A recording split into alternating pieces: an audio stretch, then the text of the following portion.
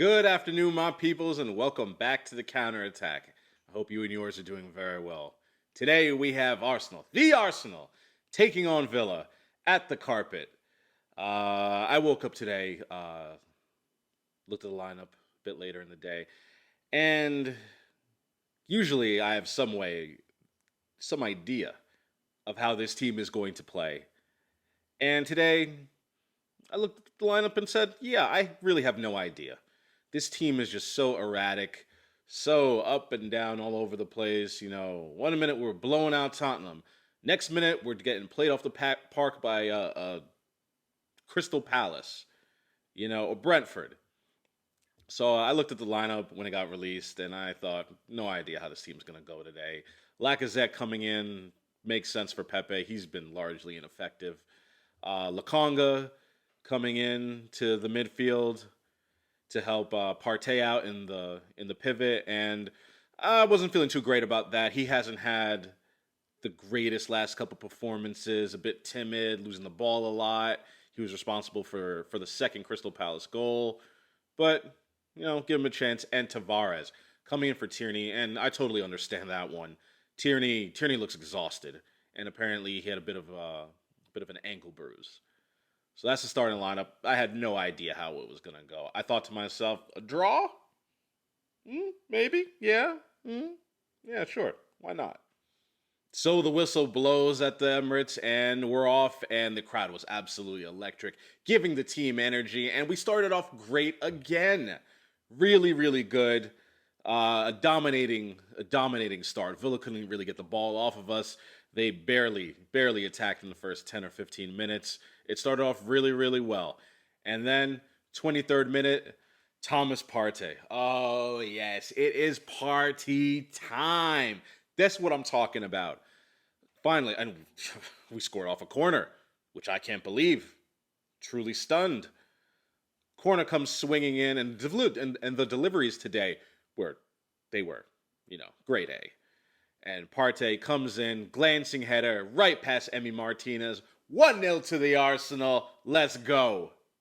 After the first goal, as the half went on, we were really playing well, just dominating the ball. Villa, there's not much to say about them in the first half because they barely did anything.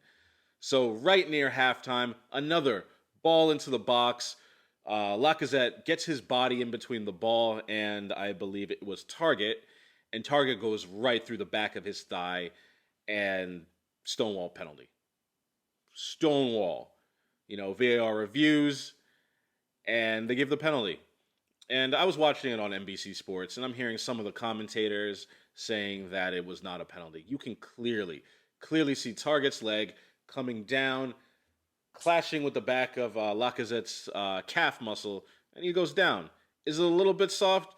Yeah, but that call's given all the time now. So, penalty, and credit to Emi Martinez. An absolutely fantastic penalty kick save. He just seems to be really, really good at saving PKs. Really excellent. Great save from him, but Aubameyang is quick to the rebound. 2-0 to the Arsenal. Let us go. That's what I'm talking about. Woo! Fired up. In general, in the first half, I was actually kind of disappointed in Villa. They were not playing well at all. We outshot them in the first half, 14-0. They were a non-entity attacking going forward. They didn't look confident with three at the back, even though I believe that's how they usually play. Buendia, non-factor. Ings, I cannot remember one single thing that Danny Ings did. Not one.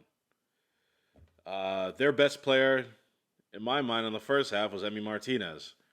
Making saves, saved the PK, but they were really timid at attack, and frankly, they didn't offer anything in the first half. Pretty useless. So the second half begins, and Dean Smith reverts Aston Villa back to a back four, and honestly, they looked much more comfortable. It was a much more aggressive start from Aston Villa to start that second half off, but we score again. The more aggressive play for Aston Villa just didn't pay off. A swift, sweeping counter attack, and Emile Smith Rowe, gets it on the left-hand side, cuts in on his right foot, tries to curl it in, but it takes a bit of a deflection off of Mings, and it goes off the post and in behind Emi Martinez. 3-0. Oh, yes! 3-0 to the Arsenal in the 56th minute. And, I'm jumping for joy. Terrifying the cat.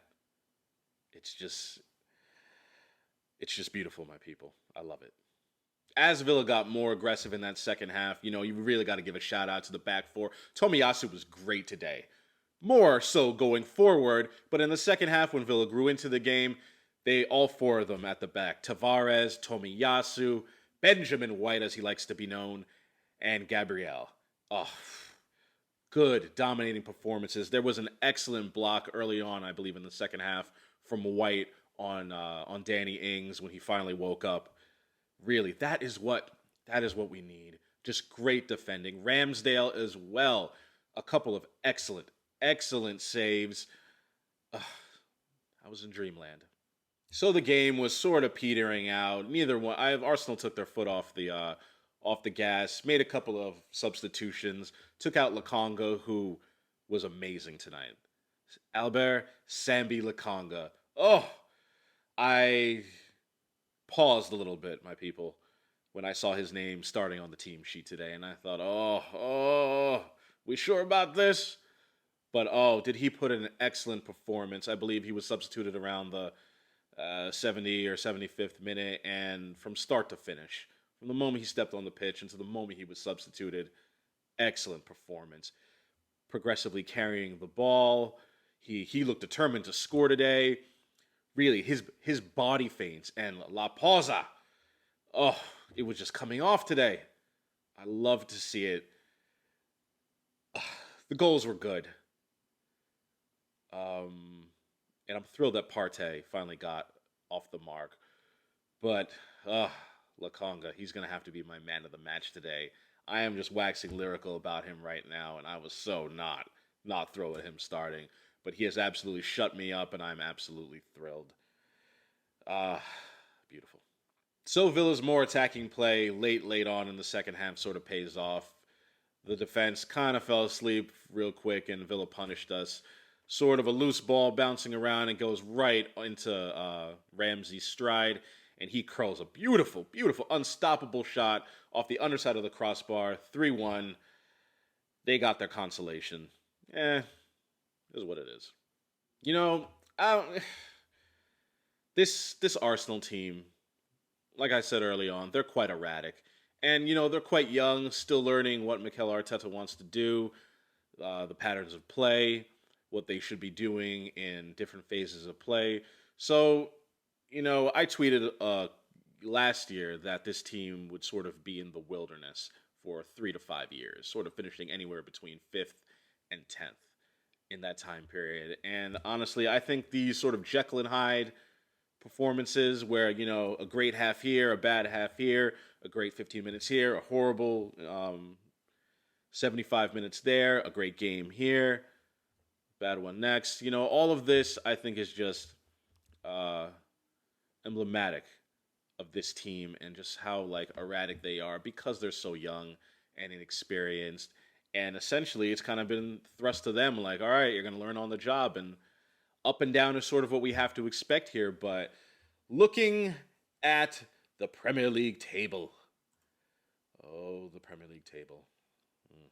After 9 matches, Arsenal sitting in 9th. And while that, in and of itself, is not a great place to be, we're tied on points right now with Everton, West Ham, Manchester United, a point behind Tottenham, and a point behind Brighton in 4th place. Now, granted, all of those teams have a game in hand, and they all play this weekend, but all of them are not going to win.